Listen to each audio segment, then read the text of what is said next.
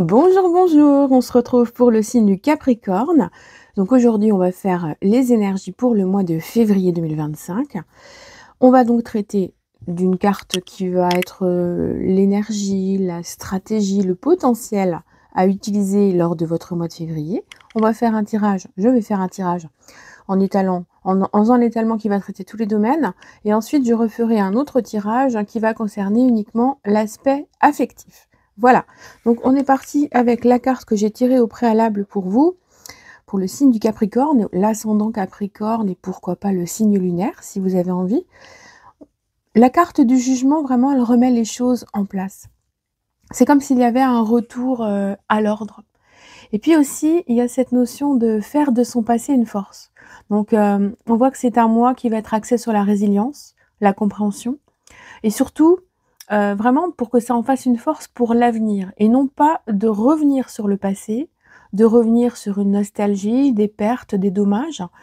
Parce qu'en fait, ce que vous avez besoin de faire lors de ce mois de février, c'est de conserver ce qu'il y a de plus bénéfique dans votre histoire personnelle pour en faire une force et surtout pour vous libérer de ce qu'il y a de néfaste.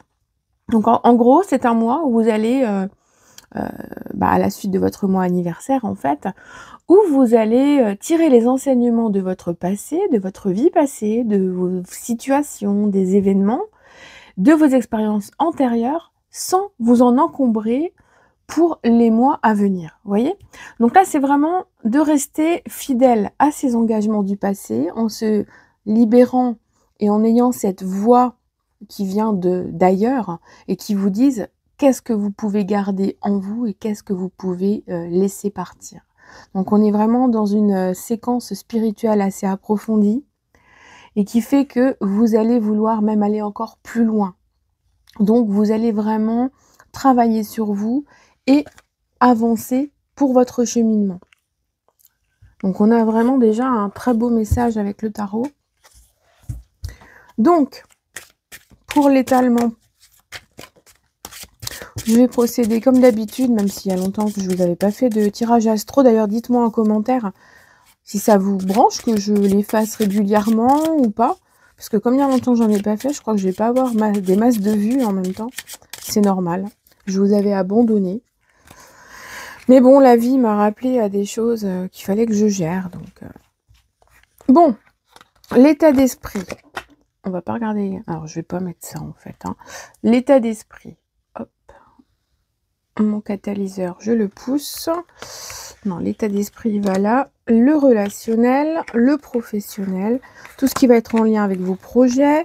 La petite carte pour l'affectif et pour les finances, sachant qu'on fera un autre tirage ensuite, essentiellement affectif. Le petit Lenormand, vous savez que moi, tarot et petit Lenormand, ça se complète. Toujours à merveille.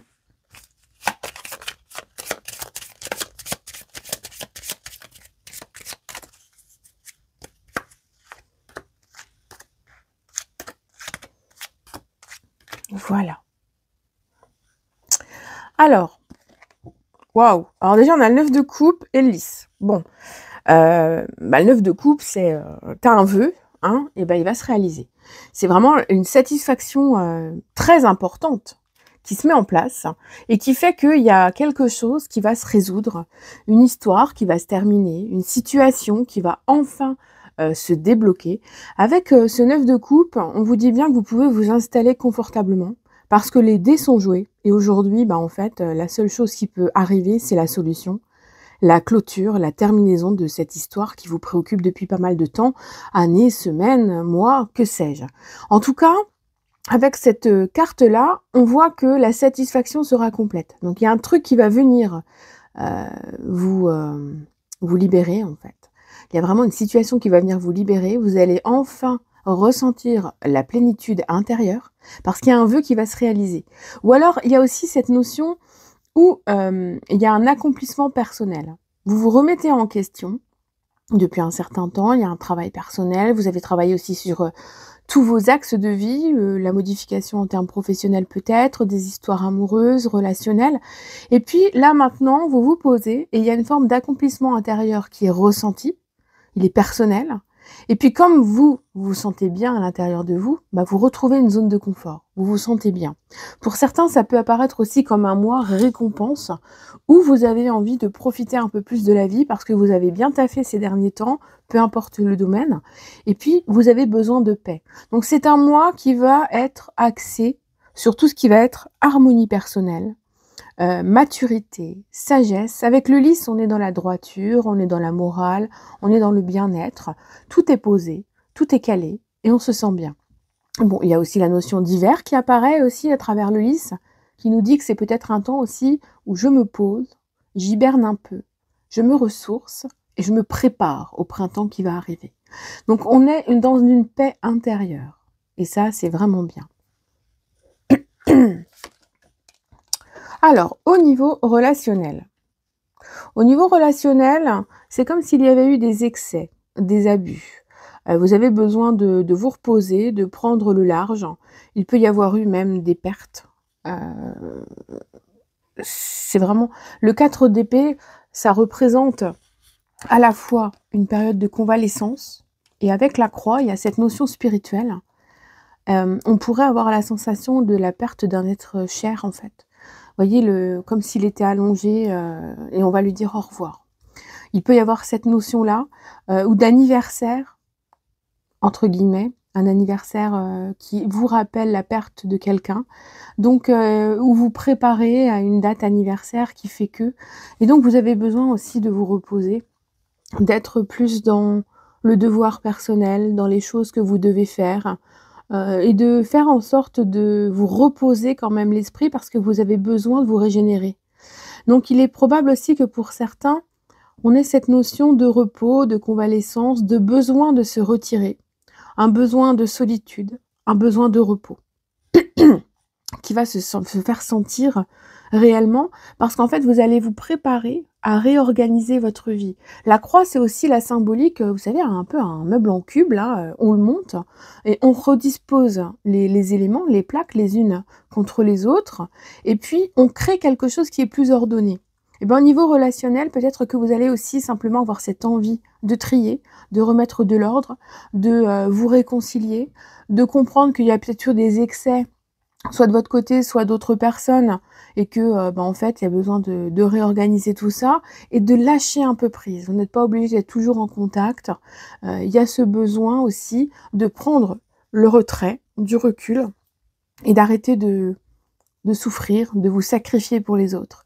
Parce que finalement, vous pensez toujours aux autres, mais peu à vous. Donc, on revient à soi et on se repositionne.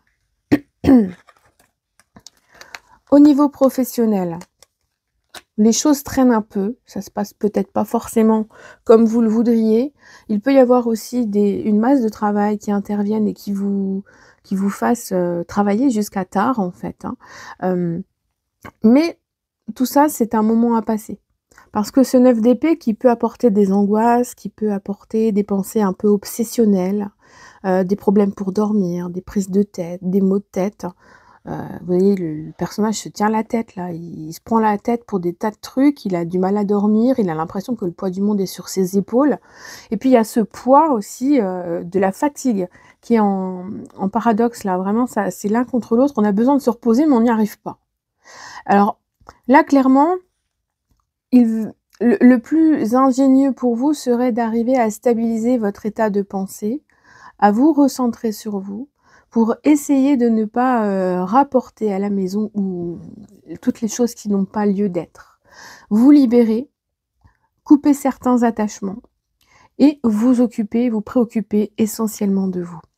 Là, vraiment, si vous arrivez à vous détacher de tout ça, vous allez voir que les pensées obsessionnelles, que les choses qui vous empêchent de bien dormir ou qui vous réveillent très tôt ou qui vous empêchent de vous endormir correctement, ça va passer. Mais vous avez vraiment besoin de repos. Et j'aurais tendance à dire que au niveau professionnel, si dans la journée, vous êtes par exemple à votre compte ou quoi, ou que vous avez du temps, une petite sieste ne serait pas de trop, vous voyez, pour récupérer ce qui se passe la nuit. Alors, au niveau des projets, c'est un peu compliqué, parce qu'on voit que le page regarde le serpent. Donc, vous avez envie de plein de trucs, Mais par contre, en face, ça pêche un peu, quoi, hein. On voit que en face, ça peut être compliqué. Il peut y avoir de la trahison, de la jalousie, une personne qui peut vous empêcher d'atteindre vos objectifs. Ça peut être au niveau des collègues, ça peut être au niveau des personnes qui vous entourent, qui vous empêchent de croire en vos rêves, en fait, clairement.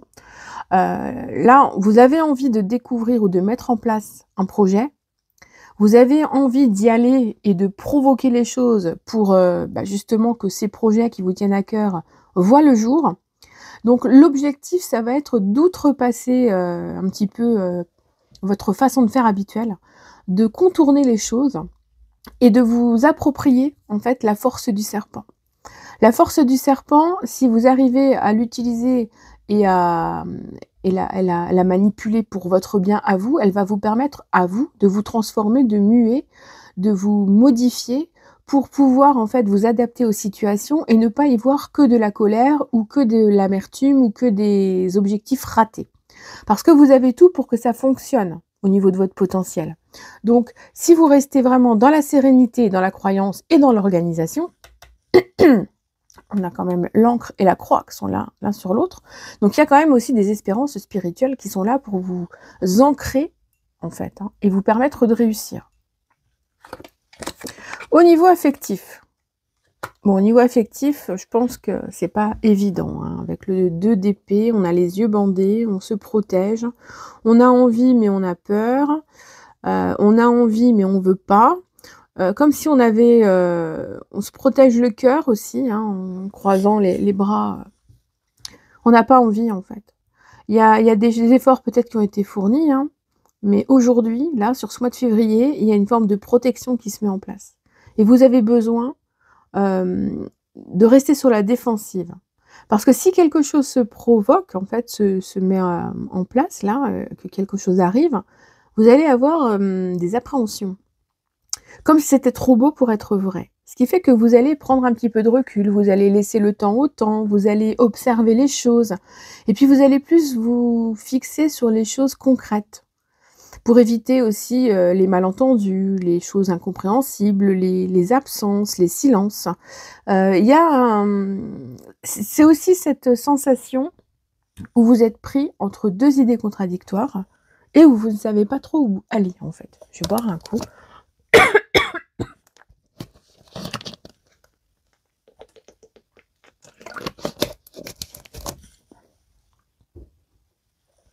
Où vous savez vraiment pas où aller, et puis finalement, ça tourne un peu en rond. Vous pouvez vous trouver dans une situation amoureuse qui fait qu'aujourd'hui, il peut y avoir une routine aussi. Voilà, c'est comme ça et c'est pas autrement. Et puis, finalement, vous fermez un peu les yeux là-dessus parce que vous avez d'autres chats à fouetter dans les autres domaines. Tout simplement.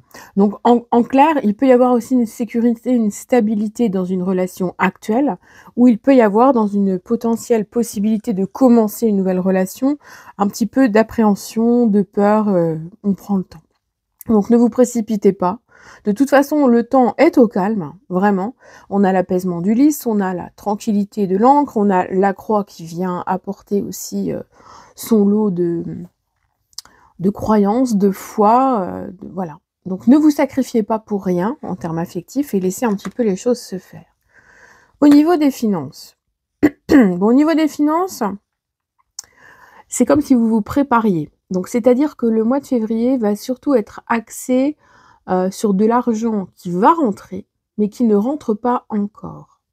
Donc il peut y avoir peut-être des petits manques, des besoins pour des pannes, la voiture, un truc comme ça, ou des choses en lien avec la communication, avec les téléphones. Il peut y avoir aussi des factures un peu trop importantes. Donc le mieux sera de faire attention dès le début du mois et puis de s'adapter à la situation parce que les choses reviendront à la normale après, pendant le mois de mars en fait, hein. Clairement, on voit un retour aux choses et du coup, c'est beaucoup plus intéressant pour vous. Mais ça peut être un peu la fin d'une période de vache maigre pour ceux qui ont eu des petits soucis financiers ou des choses à régler, avec ensuite un contact qui amène une solution. Donc si vous attendez quelque chose, c'est sans doute un mois où vous allez avoir des nouvelles concernant un projet. De toute façon, on a le jugement, hein, donc on voit bien que ça vient de l'extérieur, hein. Allez, on va regarder pour les amours.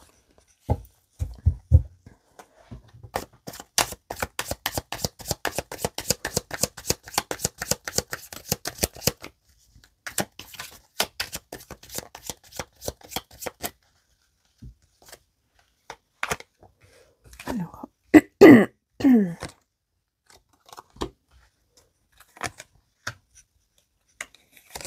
il y a une envie de passer à l'action, mais on ne sait pas trop comment s'y prendre, hein. Il y a aussi des petites envies de chaleur et de rapprochement aussi, hein. Là, je suis en train de rigoler parce que au moment où je vous dis il y a des envies avec la Kundalini, là, il y a des petites envies, je sors la carte de l'érable et on a l'impression qu'il y a des slips autour du tronc, vous voyez. Bref, soyons sérieuses. Mais c'est un petit peu quand même, voilà quoi, hein, c'est un peu tendancieux, mais ça peut être, c'est aussi un message peut-être à prendre. Alors, il peut y avoir la chaleur intérieure, effectivement. Il y a aussi ce... Vous voyez, il y a le chien. Le chien représente la loyauté, l'amitié. Et en fait, on a envie d'agir. Parce qu'il y a une envie, il y a une attirance, il y a quelque chose qui chatouille un peu. Mais on a peur, en fait, de déséquilibrer ce qui est là. Et pourtant, on voit qu'un début de quelque chose est en train de se mettre en place. Alors, il y a la fougue, il y a l'envie, il y a la passion qui chatouille. On a envie, mais on veut pas faire de conneries. Du coup, c'est comme si on se remettait un petit peu à zéro, on se recentre sur soi, et puis, en fait, on réfléchit un petit peu, hein, tout simplement. C'est clair qu'on a une évolution en termes d'une relation qui pourrait apparaître, avec ce besoin vraiment de remettre un petit peu une situation en place, une réflexion. On a besoin de comprendre quelque chose aussi, donc il pourrait y avoir une discussion suite à beaucoup de réflexions qui va apparaître, parce que on a... alors, on a l'envie d'agir, mais pour garder un équilibre. Et ça, c'est très, très important. En même temps, on a aussi une force. Donc, vous avez peut-être un lien avec un ami qui est très fort, ou qui est devenu amical à un moment donné, même si c'était difficile, qui est très fort, mais qui vous dit que finalement, vous avez la sensation que ça doit passer à autre chose, parce que c'est comme si ça drainait votre énergie. Vous voyez, l'érable, limite, il saigne, quoi. Donc, à mon avis, il y a des situations amoureuse qui nécessite que vous preniez du recul pour vous reposer, pour vous sécuriser. Vous avez peut-être besoin aussi de mettre le point sur la table pour recadrer la situation. Il peut y avoir un ami qui ait des envies aussi, et puis en fait vous n'avez pas, vous, envie que ça se déséquilibre parce que vous avez peur qu'à un moment donné ça soit encore pire qu'avant. Donc là vraiment, avec notre érable déjà, on voit bien que c'est une relation qui pourrait être déséquilibrée, qui pourrait être unilatérale. Vous pourriez être dans la souffrance, dans le déséquilibre, dans la perte d'énergie, hein. Vous voyez, l'érable, il est en train de souffrir, là, il perd sa sève. Bon, après, et c'est pour ça que cette énergie-là, elle part. Elle part pour donner du bien-être à d'autres personnes, mais à vous, à réfléchir. Réfléchir sur cette notion d'énergie que vous devez garder en vous, d'autant plus qu'on a vu juste avant que vous aviez besoin de repos, de repli, d'introspection, de dormir un peu plus et de ne pas trop penser. Donc l'aurore, ça va, le jour va se lever, les choses vont se calmer, vous allez pouvoir à nouveau vous sentir bien en vous, réfléchir à ce qui est bon pour vous.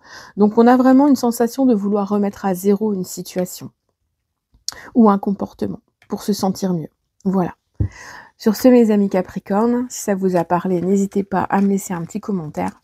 Et puis écoutez, je vous souhaite surtout le meilleur. Soyez heureux, soyez bien dans votre peau. Et puis on se retrouve un peu plus tard. Des bisous!